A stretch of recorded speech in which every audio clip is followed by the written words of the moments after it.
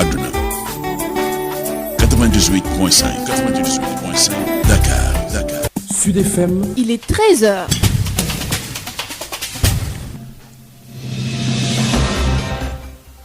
mbokk yi asalaamaaleykum wa rahmatullah ñu daal benn waxtu mooy door a jot nu fas yéene leen a jolli si ci njolloor gi jottali leen xabaar yi. lakk gi nga xam ne mu amoon ci hôpital ba la ñu duppee Magatte Lô ca Linguère te ñeenti liir daal di fay faatu fii nu toll nii nag mel na ne daal itam mel na ne xëy na ñàkkal fayda liggéey bi daal itam bañ ko jox xel lool ak itam farlu daal ba doyee dal yu bare bari bokk na ci sabab yi Abdoulaye Diouf Sarr ne enquête bi léegi ba léegi itam mi ngi wéy tey tamit fii nu toll nii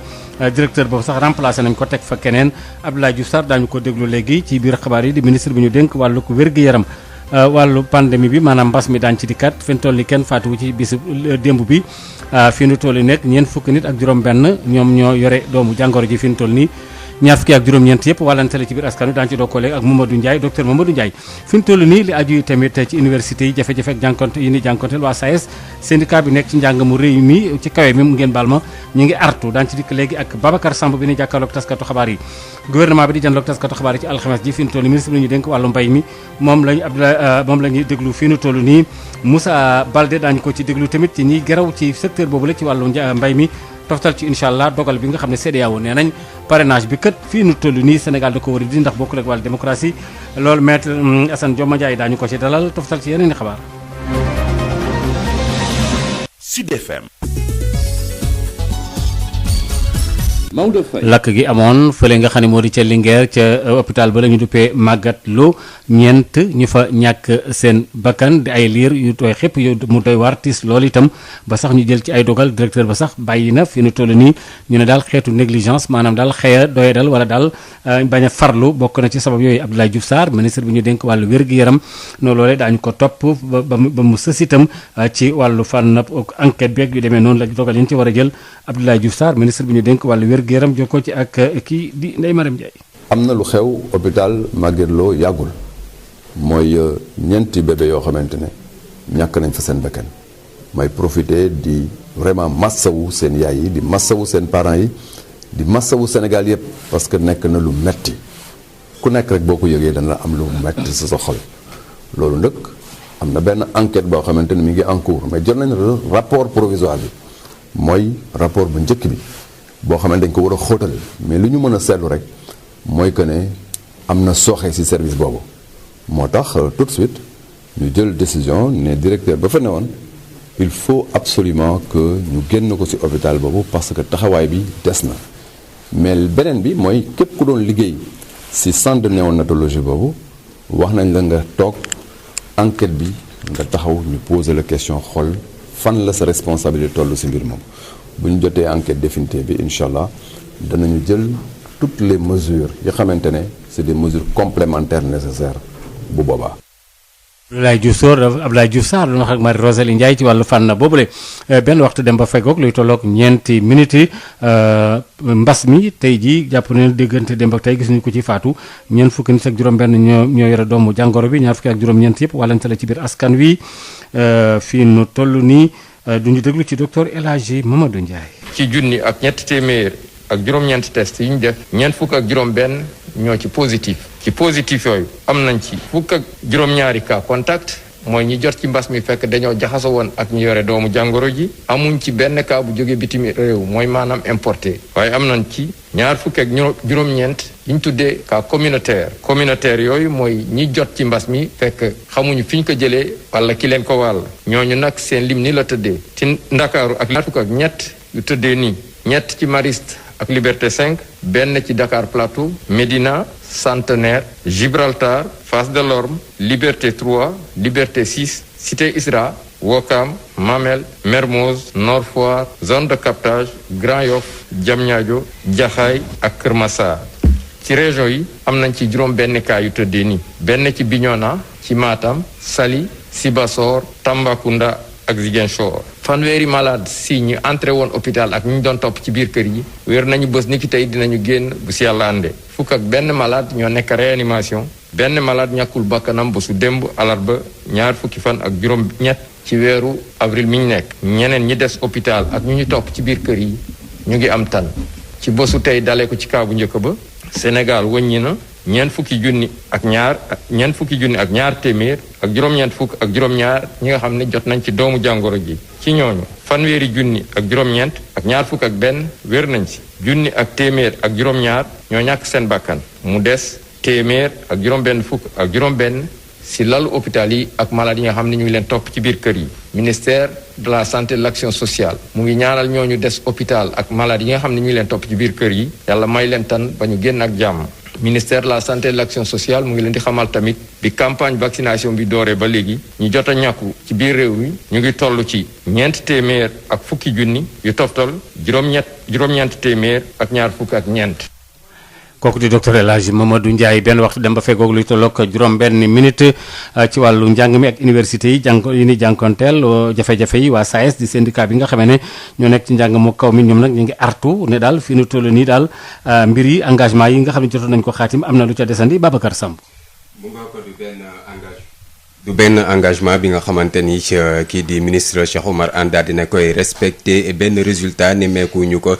depuis ba nga xamante ni nag daanaka daal dinay toog ci boppu ministère de l'enseignement supérieur SAES di dànkaafoor ko artu ñoom nag li ñu xamle moo di ay jafe-jafe yu doy waar la ñu daal di nemmeeku ci bërëbu jàngalekat ci enseignement supérieur bi rawatina ci université yi lu jëm nag si chapiteau yi ñu waroon taxawal nag lu jëm ci li nga xamante ni moo di dalal bépp bachelier dak yooyu les chapiteaux daanaka dara yemu si sa Thiès ñaar lañ fa daal di nemmeeku si juróom yi nga xamante ni daanaka moom lañ fa daal di prévoir yeneen ci ay jafe-jafe ak li nga xamante ni nag moom mooy SAES daal di koy fësal mu di nag li nga xamante ni moo di budget bi nga xamante ni daanaka jàngalekat yi jëm si wàllum saytu gi ñoom daanaka waroon nañ ko jot waaye ba léegi FURAS daal di xëddéem ñoom du lenn luñ si daal di jot buñ sukkandikoo ci secrétaire général bu SAES di Malick Fall leneen li nga xamante ni daal dinañ koy yëkkati itam moo di lu jëm si wàllum système d'orientation bi Campusen nee nañ daal li nga xamante ni moo di njuuj jaajax pëcc xoo lañ si daal di gis ba tax nag ñoom nee nañ daal foog ñu daal di koy joyantiwaat lu jëm si enseignement bimodal bi itam daanaka nag li nga xamante ni moo di jëwriñ ji ñu dénk wàllum jàng mi kawe mi moom nag du lenn li nga xamante ni wàllum vision la ak anticipation bi nga xamante ni daal di nag si wane maanaam aw tëli daal lañ si daal di gis lii di pilotage à vue moom la SAES daal di wax ne daal moom lañ daal di nemmeeku ci wàllu wile ci ba muy daal di jeexal nag li nga xamante ni moo di seen janoxwe taskatu xibaar SAES di ñaawlu li nga xamante ni nag moo di caxatee gi ñu daal di caxatee lii di suuf bi nga xamante ni daanaka lii di université moom moo ko daal di moom nag nee nañ daal ñoom dinañ daal di taxaw temm ba li ni mel dinañ ko daal di saafara ci nu mu gën a gaawe te ñu si dànkaafu ki nga xamante ni moo di nguuru Sénégal rawatina njiitu réew mi Macky Sall ngir daal mu daal di si jël saafara ci nu mu gën a gaawee ci El Hadji Maodo Faye lii moo daal di rusandi ci tënk ci janoxwe taskatu xibaar bi nga xamante ni SAES daal dina koy amal ni ki tey ci suba si. jërëjëf Babacar Samb ñu ngi lay jaajëfal bu baax a baax gouvernement bi dañu jànloog taskatu xabaar yi alxames ji tey ji nañu ko aada woo di amale fii ñu toll nii nag itam jëwriñ ji ñu dénk wàllu lépp loo xam ne aju na ci wàllu mbay mi ak itam yi liy jóge ci wàllu jur géeg la ci ajoog fànn boobule liy jóge ci àll bi daanaka ak nee na 1 million lu toftalu ay juróom-ñaar téeméeri junni ak juróom-ñeent fukk ak juróom-ñaar ak ñeenti téeméer ak juróom-ñett fukk ak juróom ci ay tonnes jot nañ ko am ci gerte 1 million ak lu topp tolloog ñetti téeméeri junni ak ñeent fukk ak juróom-ñeent ci wàllu ceeb mu nekk mbir boo xam ne mi professeur Balde mi ngi ci doon dikk di ko leeral waaye tamit geraw bi nga xam ne sax techniciens yi fii ni toll nii ñu ngi ko amal ci nekk itam ci ministère bi ñu dénk wàllu mbay mi Moussa Balde dikk na ci daal ñoom kat dañoo war a delloo si seen xel ñu déglu ko ci micro kii di Abdoulaye Diop. xam nga dëkk bi quand même dafa am loi balaa ngay nekk syndicat dafa am fi ngay jaar ba ñu reconnaître que yow syndicat nga te boo nekkee syndicat aussi doo xëy rek def grève da ngay def lu ñu tuddee préavis de grève maanaam ki lay liggéeyloo mënoo xëy rek nga ne ko tey demuma da nga koy def préavis 1 mois nga ne ko bi 1 mois bi bu passé bu ñu juboowul damay soobu ci grève mais nga xëy rek suba nga grève tey nga grève suba nga def lu la ne mais loolu du loi bi waxul loolu c'est pas normal te ñoom loolu la ñuy def et pourtant bu ñu ma indilee dossier bi maa wax ne man d'accord naa ni yow li ngeen bëgg a wax nii seen droit la dinaa xeex pour ñu jëm ko saafara ma yóbbu ko fu ñu ko waroon yóbbu waxtaan ci ba ñu jox ma ndigal naa xool ci suñu budget nan lay jéem a liggéeyee ba ak ministère du budget ñu jéem a régler loolu ñu commencé liggéey bi mbas mi ñëw mbas bi bu mu ñëwee ma ne leen nañ def ndànk heure bi Sénégal ay junni travailleurs ñu ngi bugg a ñàkk seen liggéey budget bi président yëkkati na jël na fa 1000 milliards pour dimbali askan wi entreprise ay hôtelier ay yeneen ak yeneen ba jël na ci ceeb sax ak diwlin pour jëbbal ko askan donc wax heure bi nañ ma yokkal salaire ci sama gis-gis méngoowul ak jamono bi nañ xaar ba ci kanam ñu d'accord ci bu ñu demee nag ñu ñëwaat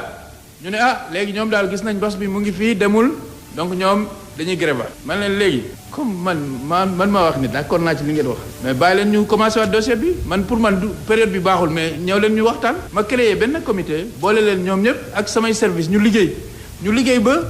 am document boo xam ne gëm nañ ni war nañ ko mën a jëbbal ministre des finances ak ministère de la fonction publique parce que il faut que nit ñi nag xam ne man du ma ministre des finances wala ministre de la fonction publique te ñooñu ay fonctionnaire lañu fonctionnaire nag pour ñu yokkal la salaire il faut que ministère de la fonction publique même mu d'accord ci il faut que ministre des finances mu d'accord ci il faut que gouvernement yëpp d'accord ci donc du ma nangu quand même ay agent di bugg a yàq liggéey bi donc damay réorganiser pour que liggéey bi di dox bu dee réorganisation boobu nag dafa am fonctionnaire bi war a jógee Dakar dem Matam da ngay dem Matam parce que Matam ci Sénégal la bokk da ngay dem Kolda parce que Kolda ci Sénégal la bokk te d'ailleurs foofu la mbéy mi ëppee. li aju itamit ci li nga xam ne moo di dogal bi nga xamee ne waa CEDEAO jël nañ ko ci wàllu ni ñuy waajale élection yi duppee ko parrainage kenn ku nekk di natt say lim ak ay doomu aadama ñuy bindu nee na loolu ci Sénégal dañ ko war a teggi teg fee ndax daal dafa dëppawul ak wàllu démocratie yi donte itam ñi seen xam-xam ak ci wàllu yoon xam nañ ne Sénégal kët loolee yu ci bare bari moo ko xaatimoon Assane Dioma Ndiaye jokkoo ci ak El Hadj Malick Ndiaye. waaw il faut ñu rappeler ne Cour de justice de la CEDEAO traité moo ko indi. boo seetee sax bu jëkk CEDEAO li leen taxoon a jóg rek mooy ay relations économiques entre dëkk yi nga xam ne ñoo nekk ci sous-région bi ci CEDEAO mais ñoom chef d'État yi ñoo dem ba ne il faut ñu indi cour de justice boo xam ne bu weesoo mbiru économie maanaam jëndanteeg jaayanteeg ak yooyu nga xam ne tarif douanier yi ñu indi benn cour boo xam ne dafay mun a réguler li ñuy wax droits humains ci CEDEAO maanaam képp koo xam ne nekk nga ci suñu dëkk yi te nga jàpp ne salfaañe nañ sa yelef ak ax may nañ la nga dem ci cour boobu traité boobu yokku ci ne décision yi ñuy rendre dafay imposer wu aux états maanaam états yi dañu engagé wu ne décision bu cour de justice de la CEDEAO rendre ñoom dañ koy respecter bu weesoo loolu suñu constitution ci article 98 nee na traité bu Sénégal ratifié day doon loo xam ne même suñu loi yi traité boobu moo ko ëpp doole bu boole yooyu yëpp nag état bu signal boppam yóbbu ko assemblée nationale ñu ratifié ko mu nangu ne lu cour bi àttee dinaa ko nangu boole ci dugal constitution ne man lu ma ratifié traité rek dafay doon loo xam ne dafay jëmmal bokk ci sama constitution loolu nag boo ko defee mënoo cour boobu rendre décision nga ne man décision boobu duma ko respecté état bu souverain la loolu defe naa wax lu yoo xam ne Sénégal war na bàyyi wax yooyu parce que du bokkul ci li ñuy wax élégance républicaine état day am kaddu état bu amul kaddu nag loolu defe naa munoo am wax baat sur le plan international surtout nag CEDEAO bi nga xam ne Sénégal dañ koy présenter comme gendarme la fi maanaam kuy doxal yoon di surveiller pour que yoon dox fi buy wax yu mel nii defe naa day doon loo xam ne jaaxal na surtout spécialistes yi ak ñi nga xam ne ñu ngi gëstu ci biiru. li aju yi tamit ci ay jafe-jafe yi nga xam ne BRT bi liggéey bi ñu def fii ci biir Dakar def ko ay paxi kaña yu baree bari fi mu toll nii tax na daal dem beeg dikk bi indi ay jafe-jafe lool xunt yooyu nga xam ne gas nañ ko tax na daal transport yeeg ñii dem ak dikk ak wata yi am na ci ñoon ñu ngi ci ay jiixi jaax waaye nag dundu gu tarandi ci jamonoy koor gi Odile mi ngi la. waxtaan bi mu ngi am ci biir ligne Dakar dem dikk 219 ñenn ci client yi mer ba futu gannaaw ñaari waxtu yi nga xamante ne def nañ ko ci bus bi te yeggaguñu fa ñu jëm. xam nga fan lay jógee préfecture bu Guédiawaye lay jógee est-ce que da ngeen a xam foofu dafa am pont wala day am ay programme yeneen yu bokkul ak yooyu da nga yaakaar ne tëli bi nii rek lay def. coono bu métti bi nag dara waralu ko lu dul liggéeyu BRT bi. yoon boo xam ne 5 minutes nga war a def nga def 1 heure de temps moom daa ko defee 9 heures nga war a dugg instant bi 9 heures passé ba léegi yow soo demee fi ngay liggéey lan lañ lay wax munoo si am problème. Mouskalaf bi ay atam toll ci ñeent fukk mu ngi jéem a dalal nit ñi. metti na ci ñëpp comme ni mu mettee ci man liggéey la rek xam nga liggéey moom bu fekkee ne dañ loolu permettre pour nit ñi di tardé pour man bu ñu paree war nañ mën a kontaan quoi. li wóor ba wóor daal mooy askanu Ndakaaru rawatina ñooy jóge ca banlieue di wutali ji ville ñu ngi dund coono yu métti jamono ji ndax liggéeyu BRT bi te ñu ngi am yaakaar ni liggéey yile dina jeex ci lu yàggul.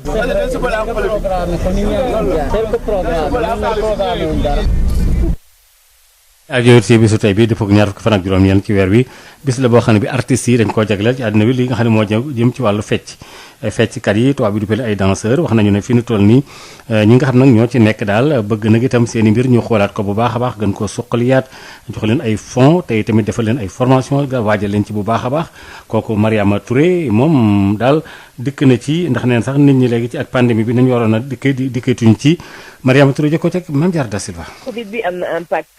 bu diis lool ci suñu liggéey ndaxte xam nga fecc culture lii la ñuy wax art vivant maanaam art du spectacle il faut ngay mën a dem ci ay place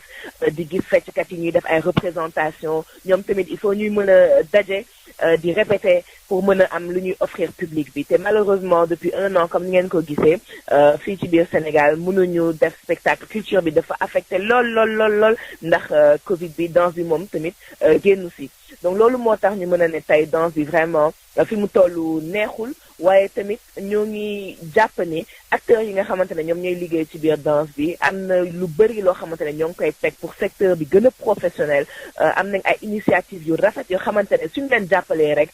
dinañ mën a avancer Covid bi daal su fekkee ñëwul woon peut-être daal di gën a booster secteur bi daal la ñuy wax moom moo waroon a am mais gëm naa ni tamit suñu génnee ci Covid bi ak plan de relance yi ak yooyu dinañ mën a gis secteur bu gën a épanouir. waaw li ñu mën a def pour relancer secteur bi bëri na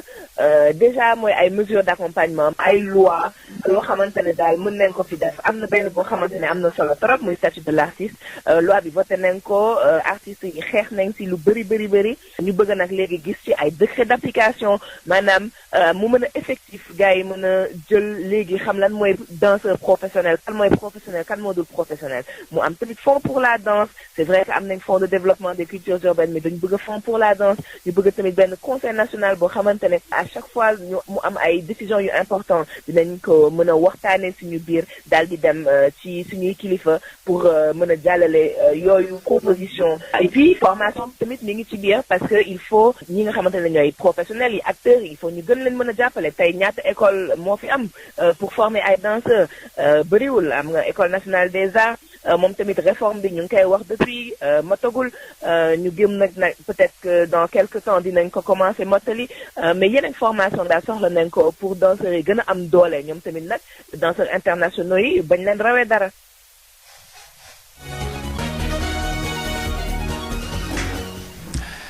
bokki kon El Hadj Mari bi dem ci wàllu tàggat yaram. jërëjëf moo leen ko doon wàllu beach soccer football géej gi Sénégal nag xam ñu mbokkal poule ci wàllu Coupe d'Afrique beach soccer bi moom nag mu ngi ci poule A bi moom ak RDC Tanzanie ak Ouganda poule B bi nag bokk na ci équipe bi nga xam ne nag moo nekk Égypte Mozambique Maroc ak Seychelles tirage au sort ji nag la am di fàttali rek li nga xam ne rek moom moo jëm nag ci wàllu CAN boobu dina am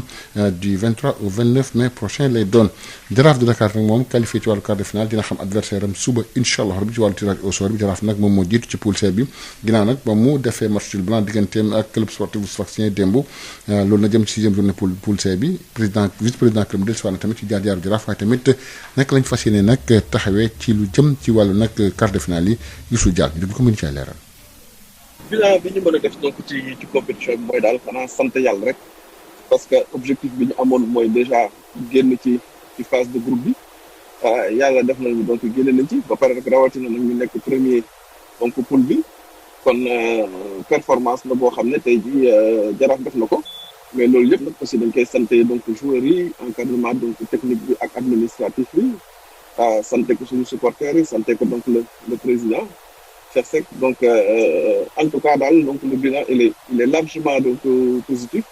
c'était pas évident au départ parce que équipe yi ñu booleel ay équipe yu mag la boo xoolee Sfax ak Étoile c'est 2 grandes équipes du football tunisien donc génn ci poule boobu ça veut dire que donc vraiment def nañu performance donc bu mag mais nag par rapport ak ambition yi tey jii mënuñu wax na dañuy yokk suñu ambition yi à la hausse comme ni ma ko tàmmee di wax ñun bu ñuy dugg ci ambition bu ñuy dugg ci compétition dañ ciy dugg avec ambition ak humilité ambition parce que Jaraaf club bu mag la ba pare nag boole ci nag rawatina nekk ci dëkk boo xam ne dëkk football la Sénégal bi première nation africaine donc si football donc buñ ciy dem dañuy dem ak ambition humilité parce que tamit aussi dañ koy fekk si ay nawle équipe yi ngay mën a tasantal peut-être sax mën nañu ëppale ay moyens financiers waaye suñu joueurs yi comme ñoo l'habitude di montrer jom fulla ak fayda ak chaque fois bu ñu ko montrer yàlla daf ñu defal sutura donc match yi moom dañuy jël étape par étape jàll nañu quart de finale bi léegi dañuy jéem a xool nag ni ñuy demee ba jàll ci quart de finale ba dem demi-finale incha allah. ñu wax ci Europa League bi ci Europe tey jii la ñu am nag quart de demi-finale aller yi bokk na ci nag United ak AS Roma Villarreal la si équipe bi de Arsenal Hadji Maodo. jërëjëf El Hadj Malick kon fii saa si ñu dem ci ki ñuy dalal di Maître Assane Dioma Ndiaye waxtaan ak El Hadj Malick Ndiaye ci li nga xam ne dafa yitteel wàllu CEDEAO li ñu jël ne daal dañu war a bàyyi parrainage bi. Sud FM ganu bés bi. ñu ngi ak Maître Assane Dioma Ndiaye ñu ngi lay nuyu. waaw maa ngi leen di fay El Hadj Malick. yow nag yaay jiite Ligue sénégalaise des droits de l'homme CEDEAO nag dafa wax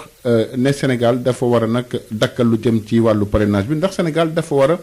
sàmmonteeg décision boobu nga xam ne CEDEAO jël na ko. waaw il faut ñu rappeler ne cour de justice de la CEDEAO traité moo ko indi boo seetee sax bu jëkk CEDEAO li leen taxoon a jóg rek mooy ay relations économiques entre dëkk yi nga xam ne ñoo nekk ci sous-région bi ci CEDEAO mais ñoom chef d'État yi ñoo dem ba ne il faut ñu indi cour de justice boo xam ne bu weesoo mbiru économie maanaam jëndanteeg jaayanteeg ak yooyu nga xam ne tarif douanier yi ñu indi benn cour boo xam ne dafay mun a réguler li ñuy wax droits humains ci CEDEAO maanaam képp koo xam ne nekk nga ci suñu dëkk yi te nga jàpp ne salfaañe nañ sa yelef ak ax may nañ la nga dem ci cour boobu traité boobu yokku ci ne décision yi ñuy rendre dafay imposer wu aux états maanaam états yi dañu engagé wu ne décision bu cour de justice de la CEDEAO rendre ñoom dañ koy respecter bu weesoo loolu suñu constitution ci article 98 nee na traité bu Sénégal ratifié day doon loo xam ne même suñu loi yi traité boobu moo ko ëpp doole bu boole yooyu yëpp nag état bu signal boppam yóbbu ko assemblée nationale ñu ratifié ko mu nangu ne lu cour bi àttee dinaa ko nangu boole ci dugal constitution ne man lu ma ratifié traité rek dafay doon loo xam ne dafa jëmmal bokk ci sama constitution loolu nag boo ko defee mënoo cour boobu rendre décision nga ne man décision boobu duma ko respecté état bu souverain la loolu defe naa wax lu yoo xam ne Sénégal war na bàyyi wax yooyu parce que du bokkul ci li ñuy wax élégance républicaine état day am kaddu état bu amul kaddu nag loolu defe naa mënoo am wax baat sur le plan international surtout nag CEDEAO bi nga xam ne Sénégal dañ koy présenté comme gendarme la fi maanaam kuy doxal yoon di surveiller pour que yoon dox fi buy wax yu mel nii defe naa day doon loo xam ne jaaxal na surtout spécialistes yi ak ñi nga xam ne ñu ngi gëstu ci biiru droit international. waaw ndax dafa am ay dispositions yoo xam ne dafay tax Sénégal bañ a sàmmonteeg lu nga xam ne ruuse na ci wàllu CEDEAO. non amul parce que décision CEDEAO yi dañ naan ay décision sans recours maanaam amul appel amul pourvoi en cassation amul révision buñ la fa àttee moom àtte bu wéy lay doon donc comme décision bi cour de justice de la CEDEAO jël. Sénégal amul benn pexe buy wax ne man décision bi du ma ko appliquer bu ko defee rek dafa wàcc yoon ci coobareem dafa violer moom li nga xam ne kàddoom parce que boo sa signature mooy sa kàddu boo ko deful da nga ko violer ñaareel aussi da nga violer sa constitution ñetteel bi aussi ñi nga xam ne tooñ nga leen da nga ne man damay sax ci tooñ bi parce que cour de justice de la CEDEAO dañu tànn ay àttekat yoo xam ne dañu xarañ ñi fa nekk duñu ay sénégalais rek wala guinéen mais CEDEAO lañ fi nekkal mais sélection la boo xam ne ay magistrats yu am expérience kon tey ku toog fii naan cour bi war a woon na def lii da nga jàpp ne magistrats yooyu la ñuy atte xamuñu ko mais la ñuy atte ñooñu ko gën a xam ndax ay spécialistes lañ en relation internationale ay professeurs d'université lañ ay magistrats yu mag lañ yu leen donc ñooñu buñ la attee te yow buñ lay attee procédure contradictoire la il faut ñu xam loolu buñ defee rek cour bi day tëju rek daal di atte day doon yow boo defee requête da nga koy yóbbu cour de justice de la CEDEAO cour de justice bi daf koy yónnee état bi ne ko am na ku la clamé fii tontul ci lim la wax yow nga tontu indi say argument mu doon un débat contradictoire ci kaw débat contradictoire boobu lu mot juróomi magistrat la ñuy doon wala juróom-benn juróom-ñaar bu ñuy àtte boo demee cour Abuja fa ñuy àttee ñooñu nag bu ñu àttee amatoo pexe wala taxaw naan man duma ko respecté wala ñii li ñu def xamuñu ko wala man dama état bu souverain la te ñuy wax ne Sénégal day yóbbu ay magistrat foofu Sénégal dafa am na ay ndawam yoo xam ne bokk nañ ci cour bi di àtte yeneen réew di àtte Guinée di àtte Mali di àtte Guinée Bissau di àtte Gambie kon yow nag mënoo nag bokk ci cour bi ba pare di ŋaññi cour bi lu cour bi def bu la arrangé wul nga ŋaññi ko bu la arrangé nga deg gongo daal di tàccu defe naa loolu war nañu seetaat suñu bopp ni ñuy doxaleen te xam ne li ñuy wax rek amul benn état boo xam ne dina tëju ci territoire am di def lu ko neex di faat wala di violer ay droits humains ne kenn du ci wax loolu amatul jeex na ci àddina bi donc